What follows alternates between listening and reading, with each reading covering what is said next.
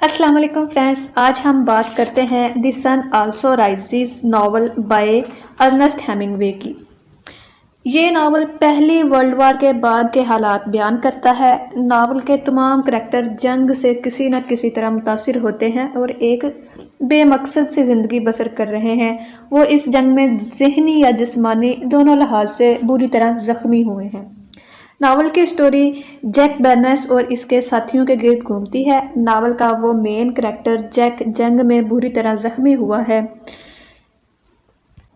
इसकी फ्रेंडशिप एक ऐसी लड़की से हो जाती है जिसमें बहुत ज़्यादा सेक्सुअल डिज़ायर्स पाई जाती हैं और वो इन डिज़ायर्स को मिटाने के लिए किसी भी मर्द के साथ सो सकती है और इस लड़की का नाम ब्रेट एशले है। जैक का एक फ्रेंड रॉबर्ट कोहन भी एक अमीर यहूदी है। वो इंतहाई रोमांटिक तबीयत का शख्स है और हर लड़की पर लट्टू हो जाता है।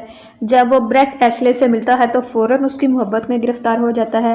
जैक उसे बताता है कि वो ब्रेट से पहली दफ़ा हॉस्पिटल में मिला था जहां वो जंग में ज़ख्मी होने के बाद लाया गया था। ये ब्रेट और जैक की मिलने की स्टोरी है।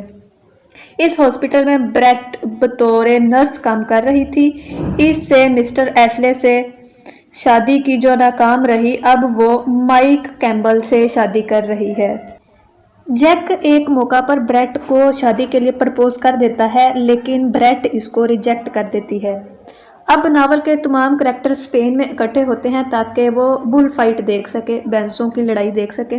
इससे पहले जैक का एक दोस्त बिल कॉर्टन मछली के लिए शिकार पर जाते हैं। जैक और उसका दोस्त बिल कॉर्टन और वहाँ पे वो खूब एंजॉय करते हैं। स्पेन के कौमी खेल बुल फाइटिंग में तमाम करैक्टर बहुत दिलचस्पी लेते हैं। ये एक मैन पावर के मुजाहरे का खेल होता है जिसमें खिलाड़ी जानवर को शिकस्त देता है।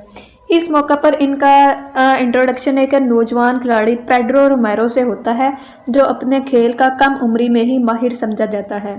ब्रेट इससे मुतासर हुए बगैर नहीं रह सकती और इससे फ़ौरन ताल्लुकात कायम कर लेती है। इस पर रॉबर्ट कोहन और माइक कैम्बल दोनों नाराज़ हो जाते हैं। ताहम वो सभी पेड्रो रोमेरो के खेल और इसकी बहादुरी से बहुत मुतासिर होते हैं। पेड्रो रोमेरो के साथ कुछ दिन गुजारने के बाद ब्रेट टेलीग्राम के जरिए जैक को बुलाती है और इसे बताती है कि पेड्रो रोमेरो इससे शादी करना चाहता था लेकिन इसने इनकार कर दिया। अब वो अपने मंगेतर माइक के पास जाना चाहती है। इस तरह ये नावल जंग के बाद पैदा होने वाली सूरत हाल पर एक तबसरा है जिसमें नौजवान नस्ल की बेराह रवी और बेमकसद ज़िंदगी को मौजू बनाया गया है। ताहम नावल के टाइटल से पता चलता है कि राइटर नस्ल इंसानी से अभी मुकम्मल तौर पर मायूस नहीं हुआ है और पेड्रो रोमेरो का करैक्टर इस सिलसिले में उम्मीद की एक किरण के तौर पर पेश किया गया है। यहाँ पे इस नावल की स्टोरी का एंड हुआ। अब मुझे इजाज़त दीजिए।